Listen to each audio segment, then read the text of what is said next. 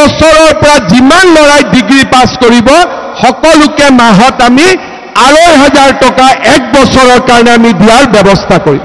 June মাহত mat নহ'ব, mat panchayat জিকিব লাগিব, শপত ল'ব লাগিব, কিবা কিবি কাম থাকিব, চৰকাৰৰো ৪ বছৰীয়া হ'ব। জুন মাহত পৰমা ৰাজবংশী দিলীপ শইকীয়াই কৰি দিয়ক বা দুদিনতে হৈ যাব, আমি আহি চেক দি থৈ গুচি যাম ১০,০০০ টকাৰ। হ'ব হ'ব পাক্কা, কিন্তু এইটো লাগিবই না ফিক্স। এইটো নিদিলে মোৰে দিগদাৰী আছে, এইটো দিবই লাগিব। এটা কিন্তু মই কওঁ, ১০,০০০ টকাটো শেষ নহয়। ১০,০০০ টকাৰ পিছত মোৰ চেষ্টা থাকিব মহিলাসকলক ২৫,০০০ দিয়া। কেনেকৈ আমি ২৫,০০০ পাম?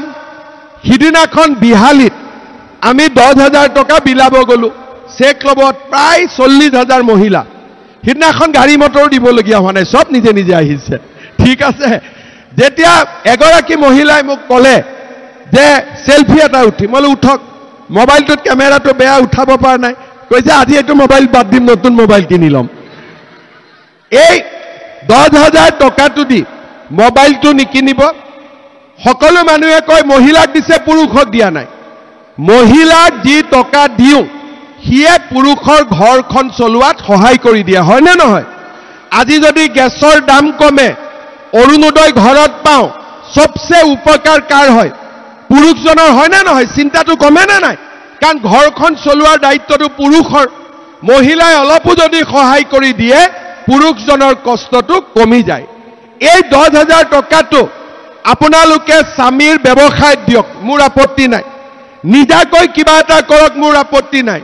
যিসকলে নিজাকৈ কৰিব বা স্বামীৰ ব্যৱসায়ত দিব তেওঁলোকে অহাবাৰ আকৌ ২৫,০০০ টকা পাব, 100% গ্যাৰেণ্টি।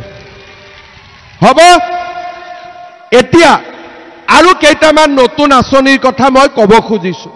ক্লাছ 9ত আমি চাইকেল দিওঁ, আমি দেউতাক মাকৰ যাতে কষ্ট কম হয় বিনামূলীয়া এডমিশ্যন দিওঁ, নিযুত মইনা আঁচনি দিওঁ, যাতে ছোৱালীসকলে পঢ়া শুনা কৰিব পাৰে, দেউতাক মাকৰ যাতে কষ্ট নহয়। মোৰ লক্ষ্যটো কি?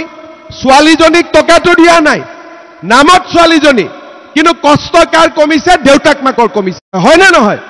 গতিকে আল্টিমেটলি আমি কাক সহায় কৰিছোঁ? দেউতাক আৰু মাকক।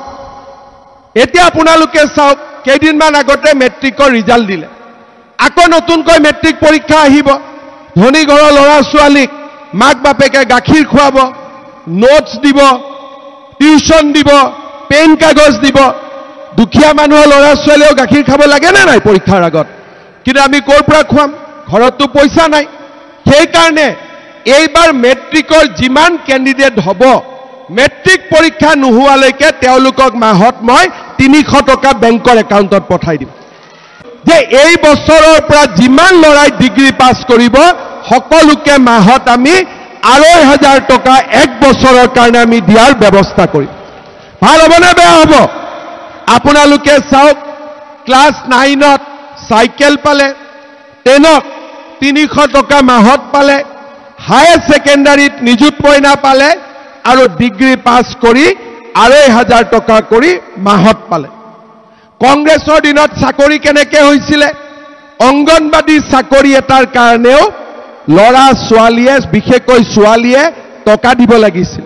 ১ লাখ, ১.৫ লাখ, ৫০,০০০ টকা ঘোষ নিদিলে চাকৰি নহৈছিলে। আজি আমি অসমত বিজেপি দল শাসনত অহাৰ পৰা ১.৫ লাখ ল'ৰা ছোৱালীক আমি চাকৰি দিলোঁ। চাকৰি নামত মইতো বহুত দিনৰ পৰা ৰাজনীতি কৰিছোঁ। কাৰোবাক যদি কয় বেটা ৩ লাখ টকা দে, হেল্থত চাকৰি এটা দিম, দিবনে নিদিয়ে? দিবনে নাই? চাকৰিৰ কাৰণে পইচা, চাকৰিৰ কাৰণে পইচা লোৱা আটাইতকৈ সহজ। কংগ্ৰেছৰ নেতাবিলাকে যিমান বিল্ডিং বনালে, যিমান গাড়ী কিনিলে, চব চাকৰি টকা। আজি ১.৫ লাখ চাকৰি মই দিছোঁ, ১ লাখ কৰি যদি টকা ললোহেঁতেন মোৰ ঘৰত ১৫০০ কোটি টকা জমা হ'লহেঁতেন। কিন্তু বিজেপিৰ দিনত আমি ১.৫ লাখ ল'ৰা ছোৱালীক চাকৰি দিছোঁ, এখন তামোল পানো কাৰোৰ পৰা আমি খোৱা নাই, তাক আজি আমি ক'ব পাৰোঁ। ল'ৰা ছোৱালী ACS পাইছে, পুলিচত চাকৰি পাইছে, হেল্থত চাকৰি পাইছে, এডুকেশ্যনত চাকৰি পাইছে।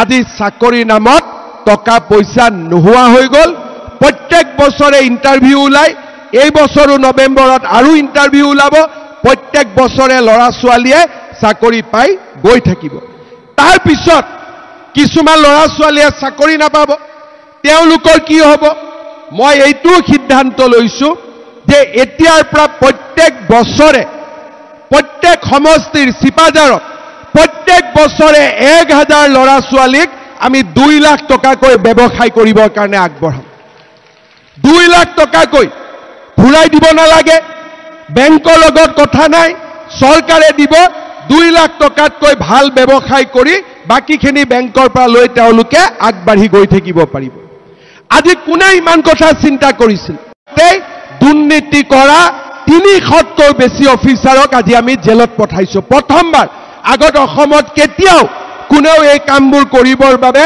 সাহস কৰা নাছিল ড্ৰাগছ হওক আন বেয়া কাম হওক প্ৰতিটো কামৰ লগত প্ৰতিটো বেয়া কামৰ লগত আজি আমি যুঁজিছো আৰু অসমখনক এটা নতুন দিগন্তলৈ লৈ যাব চেষ্টা কৰিছো বিজেপি চৰকাৰ যদি নাথাকিলেহেঁতেন কেতিয়াবা গৰুখুটি খালি হলহেঁতেন নেকি আপোনালোকে কওকচোন খালি হলহেঁতেন কেতিয়াবা আজি বিজেপি চৰকাৰ থকাৰ কাৰণে অসমৰ চাৰিওফালে সত্ৰ নামঘৰ সকলোবোৰ আগবাঢ়িছে 25,000 নামঘৰক আমি মাৰ্চ মাহত 1.5 লাখকৈ টকা দিছো আৰু 25,000 নামঘৰক এই বছৰত আমি আৰু অনুদান আগবঢ়াম আজি আপোনালোকে এটাই কথা মনত ৰাখিব বিজেপি মানে ভাৰতীয় শক্তি বিজেপি মানে সনাতনী শক্তি বিজেপি মানে জাগ্ৰত অসমীয়া বিজেপি মানে জাগ্ৰত অসমৰ প্ৰহৰী আজি বিজেপি দলে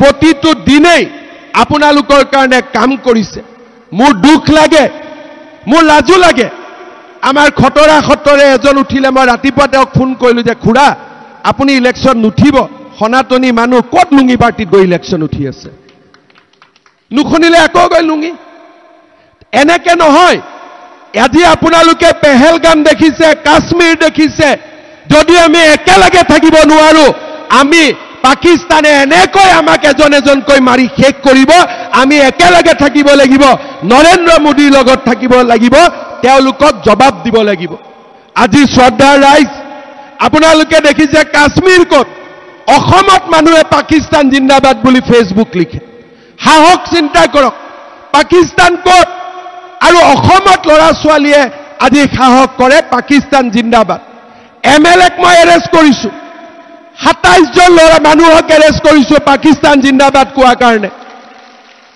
এই পাকিস্তান জিন্দাবাদ ক'ৰ পৰা ওলালে এই পাকিস্তান জিন্দাবাদ ওলোৱাৰ মেইন কাৰণটোৱে হ'ল আমি যেতিয়া এক হৈ নাথাকো তেতিয়াই ৰাষ্ট্ৰত এনেকে শত্ৰুৰ জন্ম হয় যদি আমি সনাতনী মানুহ